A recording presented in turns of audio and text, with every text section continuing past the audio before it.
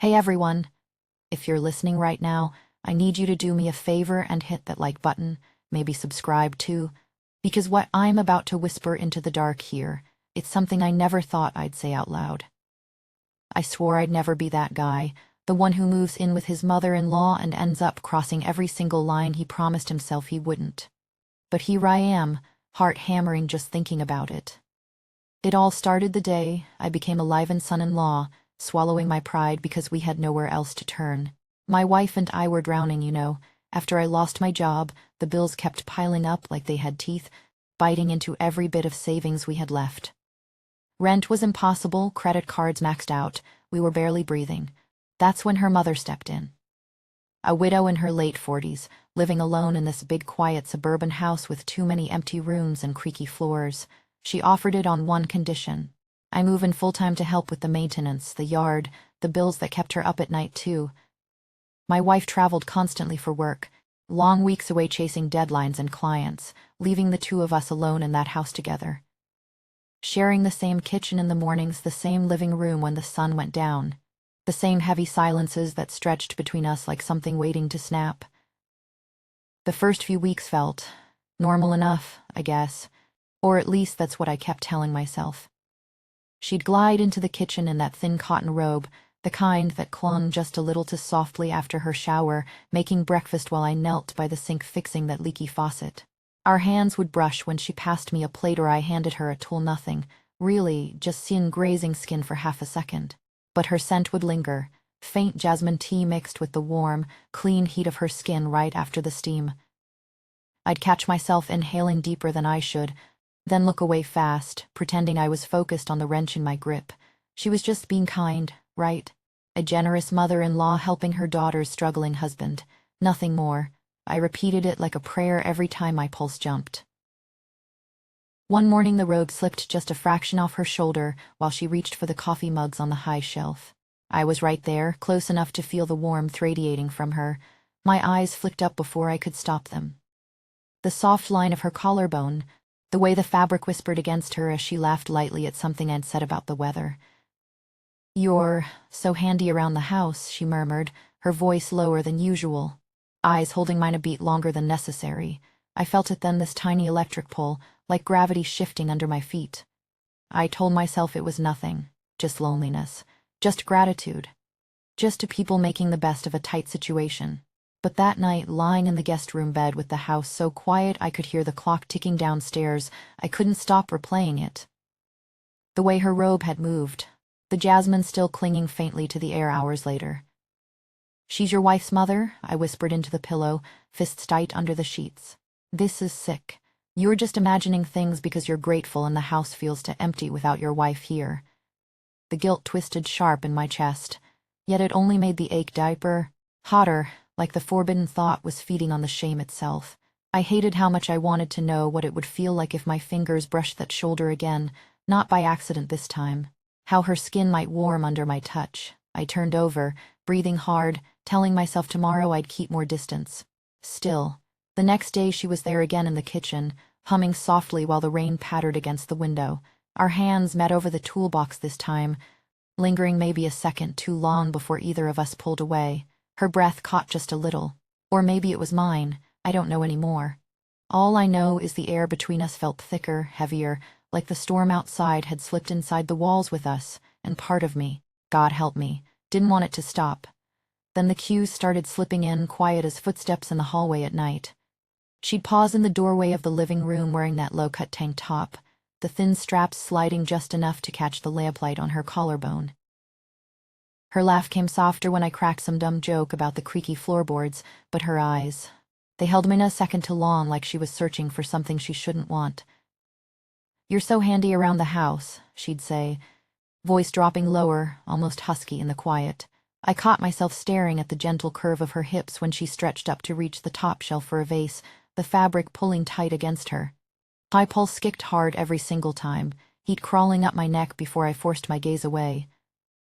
That night I lay there in the guest bed, sheets twisted around my legs, replaying how her robe had slipped off one shoulder earlier in the kitchen. The memory wouldn't fade. "She's your wife's mother," I kept whispering into the darkness, fists clenched under the pillow. This is wrong.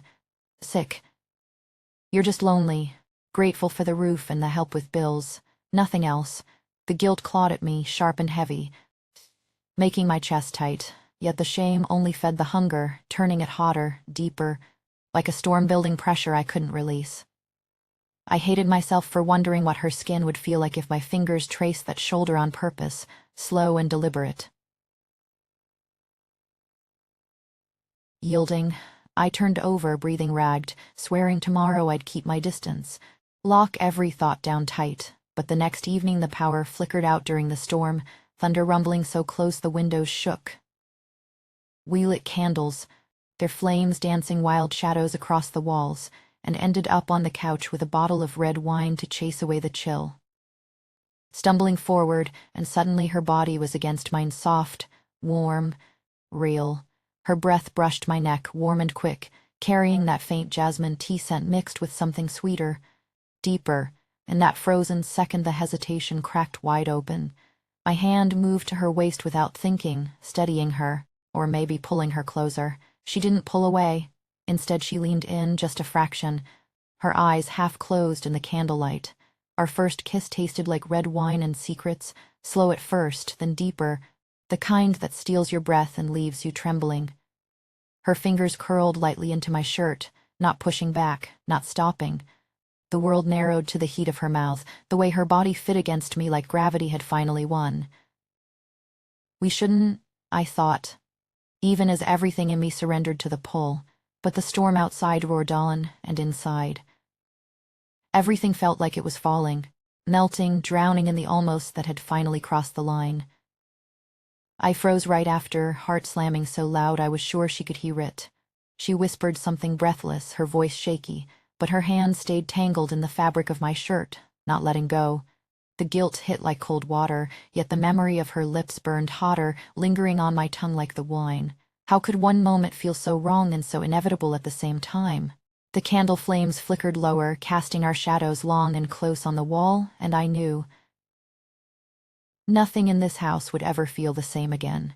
After that kiss we both froze in the candlelight, our breaths coming in short, uneven bursts that filled the sudden quiet between thunder rolls. She whispered, "We can't," her voice barely more than air against my ear, but her fingers stayed curled tight in my shirt, knuckles brushing the skin underneath like she was holding on for balance.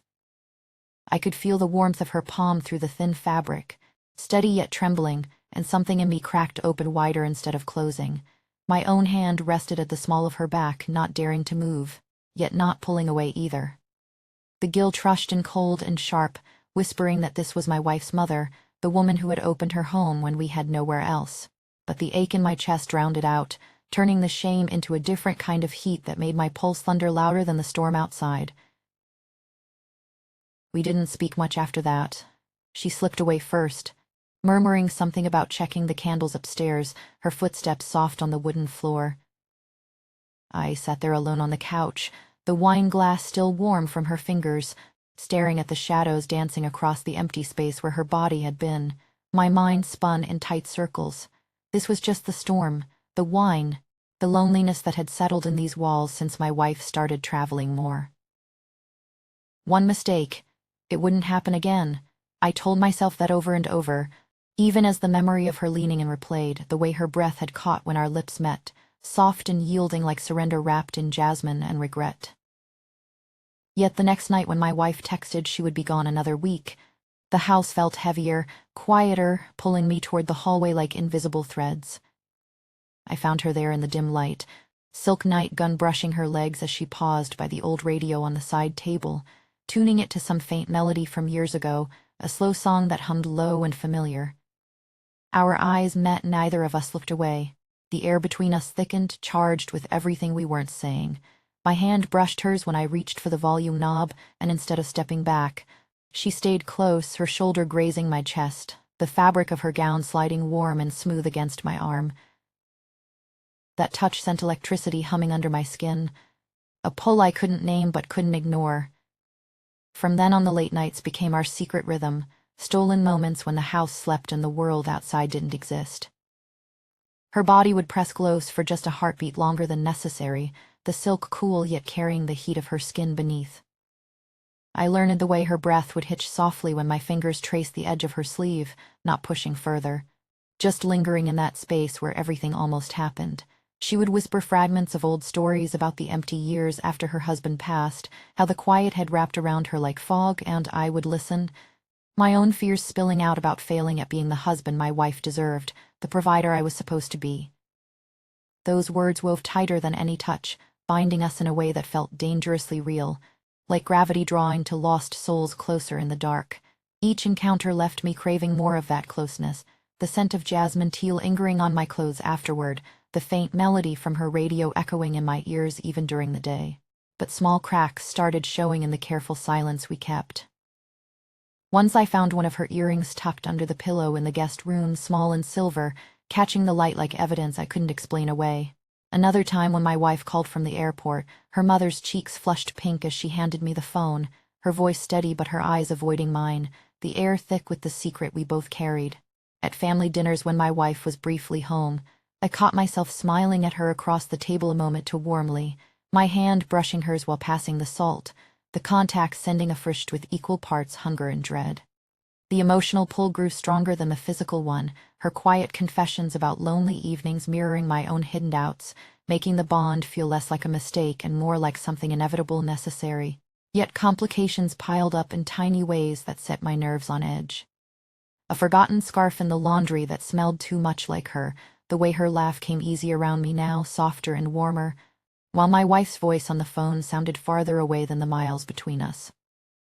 I told myself we were just talking, just finding comfort in the shared space of this house, but deep down I knew the line had blurred beyond repair, the ache in me deepening with every shared glance, every almost touch that left me breathless and wanting. And then last night, as we stood in the kitchen after another late conversation, her hand resting lightly on the counter near mine, fingers inches apart, the old radio playing that same slow song from down the hall. She looked at me with eyes that held to many unsaid things, and murmured something that made my heart stop for a beat. The words hung there between us, heavy with possibility, pulling everything tighter, closer into territory I wasn't sure we could come back from. I became obsessed in a way that scared me, waking before dawn just to catch the faint trace of her jasmine on the pillowcase I'd secretly kept close. Every quiet moment in the house pulled my thoughts straight back to her, the way the morning light would catch the soft lines around her eyes when she poured coffee, or how her laugh would soften into something private when no one else was around. "This is tearing everything apart," I'd whisper to the empty room, my marriage fraying like old thread while her daughter's voice on the phone grew more distant each week. The guilt crashed over me like cold rain, heavy and unrelenting, reminding me she was family, the one woman whose touch should have stayed impossible. Yet the second she walked past in that thin robe, the fabric whispering against her skin, the hunger would rise again, drowning every warning until I was left trembling with the need to be near her, even if it meant watching our careful world crack wider. I tried to fight it, pacing the hallway at night with my heart hammering, telling myself one more conversation, one more shared silence, and it'd pull back for good. But then she'd find me there, her fingers brushing the doorframe inches from mine, the empty evenings that had stretched like endless winters, and my own terror of becoming the husband who only brought disappointment. Still, the dread never left, a constant shadow whispering that every stolen glance was another step toward losing the life I was supposed to build. Then came the night my wife returned early from her trip, her keys turning in the lock just as we stood too close in the kitchen, her mother's hand hovering near my arm, the old radio humming that slow, familiar melody from the next room. We barely had time to step apart, hearts racing as the door swung open and footsteps echoed down the hall. I caught the flash of panic in her eyes before we both forced smiles, pretending the air was still crackling with what had almost happened again. Later, lying awake in the dark while my wife slept beside me unaware, the close call hit like ice water. Everything sharpened, the weight of what had become pressing down until I could hardly breathe. I couldn't keep pretending this was harmless comfort or innocent closeness. The choice loomed there. Cold and clear: walk away now, try to salvage the marriage I was slowly destroying, or let the pull take us deeper into territory that would leave nothing but ruins behind. Morning came too soon, and I found myself standing at the edge of it all, pulse loud in my ears, torn between the life I owed my wife and the ache that only grew stronger with every passing day under this roof. The house felt smaller, heavier, every corner holding echoes of her warmth, her scent, the way her voice could quiet the storm inside me. I don't know how much longer I can hold this line without crossing it completely, or if I even want to anymore. Yet the longing refuses to fade, leaving me suspended in this quiet ruin, wondering what kind of man I've become.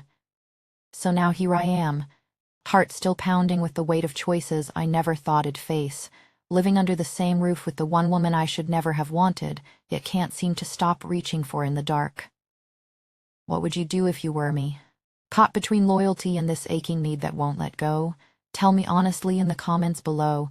If the pull of what happens next keeps you up at night too, hit like, subscribe, and turn on notifications. But for now, this secret sits heavy between us, unfinished, like a song fading into silence that still echoes long after the music stops.